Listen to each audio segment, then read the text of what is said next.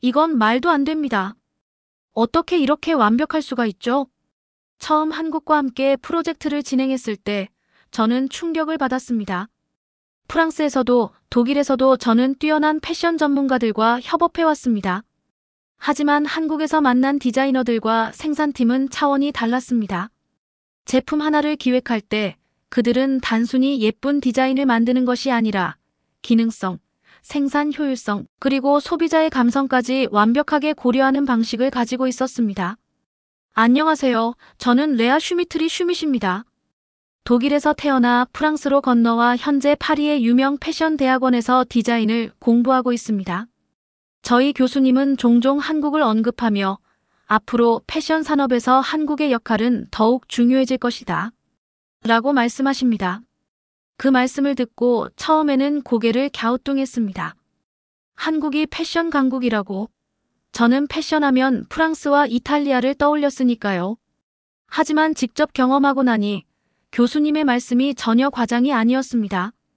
저는 몇 달 전 한국의 신발, ODM 제조업 자개발 생산 업체들과 함께 아디다스 프로젝트를 진행할 기회가 있었습니다. 사실 저는 유럽의 장인 정신이 최고라고 생각해왔기 때문에 한국과의 협업이 크게 기대되지는 않았습니다. 하지만 프로젝트가 시작되고 단 며칠 만에 제 생각은 완전히 바뀌었습니다. 한국 팀은 놀라울 정도로 체계적이었습니다. 디자인이 완성되기까지 모든 과정이 디테일하게 설계되어 있었고 작은 실수 하나도 허용되지 않았습니다. 유럽에서는 종종 디자이너와 생산팀 간의 커뮤니케이션 오류로 인해 일정이 지연되곤 했지만 한국에서는 그런 일이 거의 없었습니다. 더욱 인상적이었던 것은 그들이 변화에 빠르게 대응하는 능력이었습니다. 프로젝트 중간에 글로벌 브랜드 본사에서 급하게 디자인을 수정해달라는 요청이 있었습니다. 유럽에서는 이런 경우 최소 몇 주가 걸립니다. 하지만 한국 팀은 단 이틀 만에 새로운 디자인을 적용하고 시제품까지 완성했습니다. 이게 가능해? 저는 놀라서 담당자에게 물었습니다. 그는 웃으며 이렇게 말했습니다.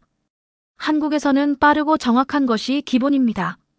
고객이 원하는 것이 무엇인지 정확히 이해하고 최선의 결과를 내는 것이 우리의 철학이죠. 그 말을 듣고 저는 한국이 왜 세계적인 패션 시장에서 빠르게 성장하고 있는지 깨닫게 되었습니다. 프랑스에서는 예술적인 감각을 중시하고 독일에서는 기능성과 실용성을 강조합니다. 하지만 한국은 이 모든 요소를 조화롭게 결합하여 디자인과 기술력, 그리고 완벽한 실행력까지 갖춘 나라였습니다. 특히 신발 ODM 업체들의 경쟁력은 경이로울 정도였습니다. TKG 태광, 화승그룹, 창신 INC 같은 한국의 빅3 ODM 기업들은 단순한 제조업체가 아니었습니다. 그들은 디자인부터 개발, 생산까지 전 과정을 총괄하는 진정한 글로벌 파트너였습니다. 이 기업들은 매년 5만 개의 신제품을 개발하며 연구개발 R&D에 아낌없이 투자하고 있었습니다. 신제품 한 개를 만들 때마다 금형 제작에 수십억 원이 들어간다고 들었을 때 저는 깜짝 놀랐습니다. 하지만 이런 과감한 투자가 혁신적인 제품을 탄생시키는 원동력이 되고 있었습니다. 뿐만 아니라 한국의 명품 핸드백 ODM 업체들도 급성장하고 있었습니다. JS 코퍼레이션 같은 기업은 글로벌 브랜드의 가방을 수탁 생산하며 매년 폭발적인 매출 성장을 기록하고 있었습니다. 그러던 어느 날 저는 한국 디자이너들과 좀 더 가까이서 일해볼 기회를 얻게 되었습니다. 이번에는 단순한 협업이 아니라 한국 팀과 직접 현장에서 함께 디자인을 구상하고 생산 과정을 점검하는 프로젝트였습니다. 처음에는 긴장되었습니다. 한국인들은 일 처리가 매우 철저하고 완벽을 추구하는 성향이 강하다는 이야기를 들었기 때문입니다. 하지만 그들과 함께 일하면서 저는 또 한 번 놀라움을 느꼈습니다. 그들은 단순히 빠르게 작업하는 것이 아니라 세세한 부분까지 고민하고 끊임없이 개선하는 태도를 가지고 있었습니다. 한 번은 제가 신발 디자인을 수정하면서 색상을 기존보다 더 밝게 조정하고 싶다고 요청했습니다. 보통 유럽에서는 색상 변경 하나에도 몇 주가 걸리지만 한국에서는 바로 다음 날 수정된 시안을 보여주었습니다. 이렇게 빠르게 가능한가요? 저는 믿기지 않아 몇 번이고 확인했습니다. 그러자 한국 디자이너 한 명이 이렇게 말했습니다. 우리는 디자이너가 원하는 것을 가장 빠르게 그리고 가장 정확하게 구현하는 것이 목표입니다. 디자인은 예술이지만 동시에 산업이니까요. 그 말이 제 머릿속을 맴돌았습니다.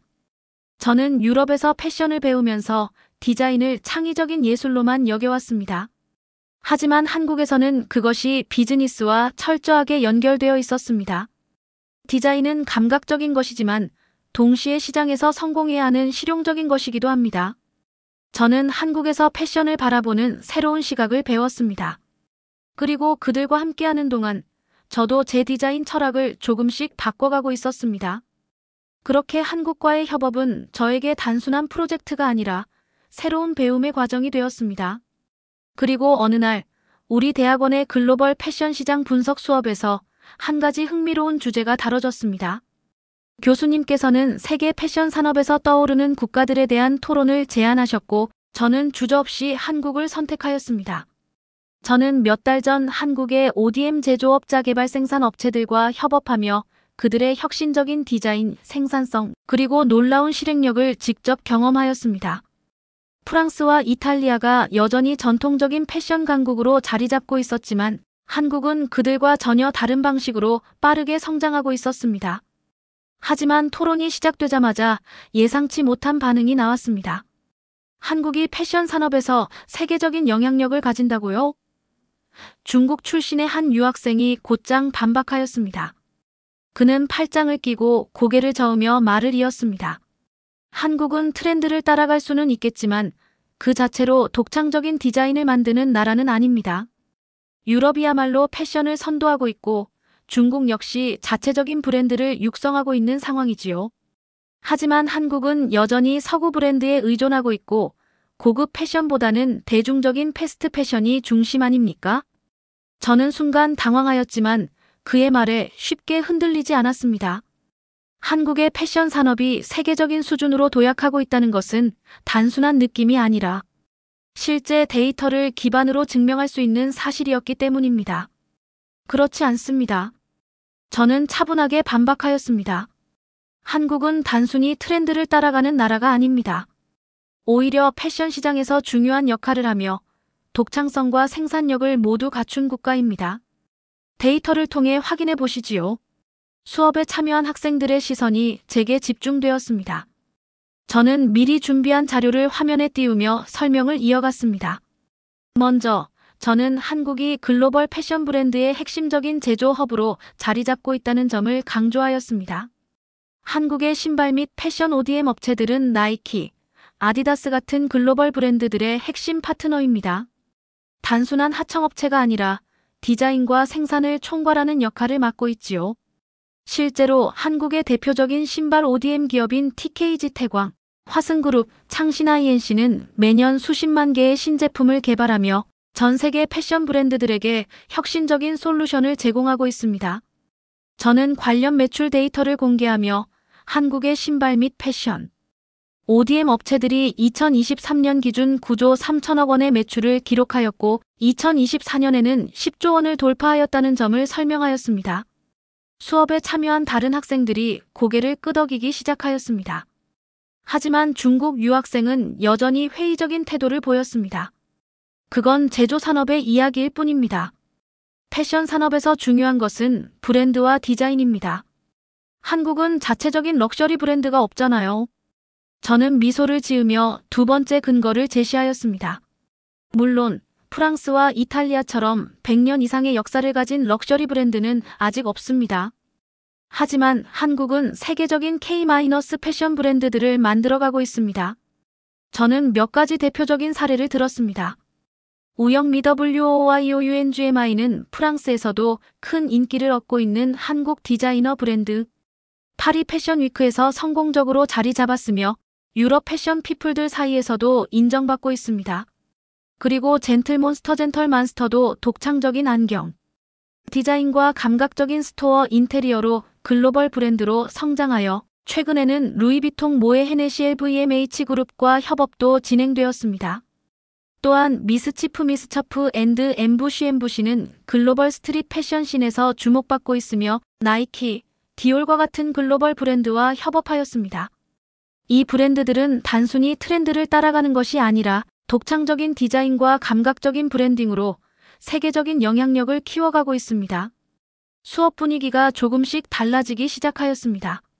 저는 마지막으로 한국의 디지털 패션 마케팅 전략에 대해 이야기하였습니다.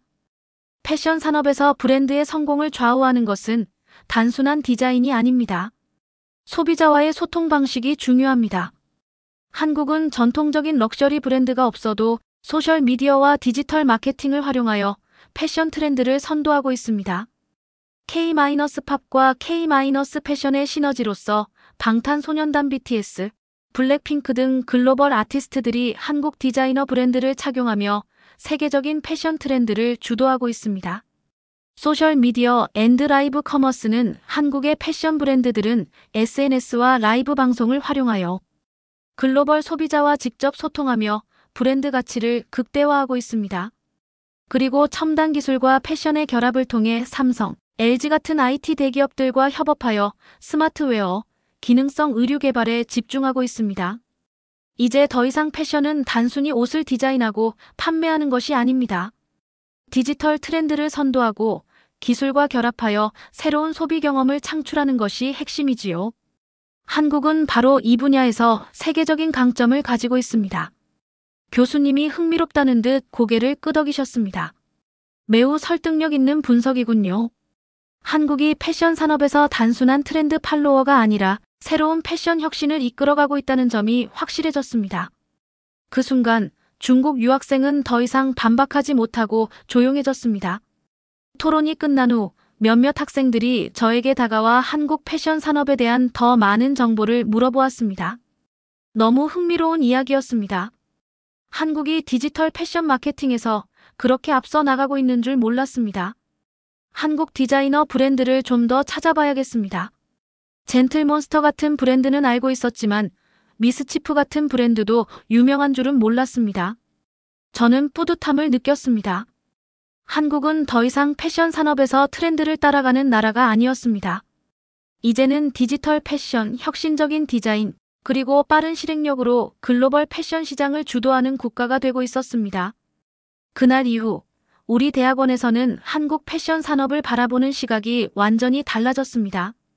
이제 한국은 떠오르는 패션 강국이 아니라 이미 세계적인 경쟁력을 갖춘 패션 리더로 인정받고 있었습니다.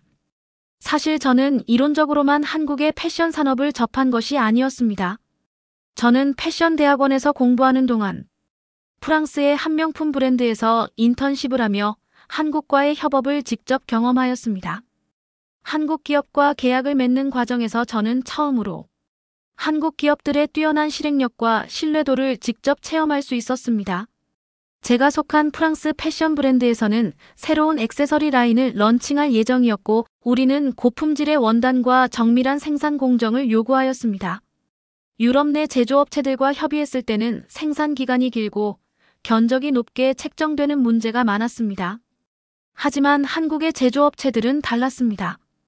우리는 한국의 한 패션 제조업체와 미팅을 진행하였고 그들은 놀라울 정도로 상세한 자료와 빠른 샘플 제작 일정을 제시하였습니다. 우리는 고객이 원하는 것을 빠르게 그리고 완벽하게 맞춰드립니다. 한국 업체 담당자가 이렇게 말하며 샘플을 보여주었을 때 저는 감탄할 수밖에 없었습니다. 계약을 진행하는 과정에서도 한국 업체들은 모든 서류를 정리하여 깔끔하게 제공하였으며 협업 과정에서도 유럽과의 시차를 고려하여 적극적으로 소통하였습니다. 결국 우리 브랜드는 유럽이 아닌 한국 업체를 최종 파트너로 선택하였습니다. 이 경험은 제가 한국 패션 산업의 우수성을 더욱 확신하게 만든 결정적인 계기가 되었습니다.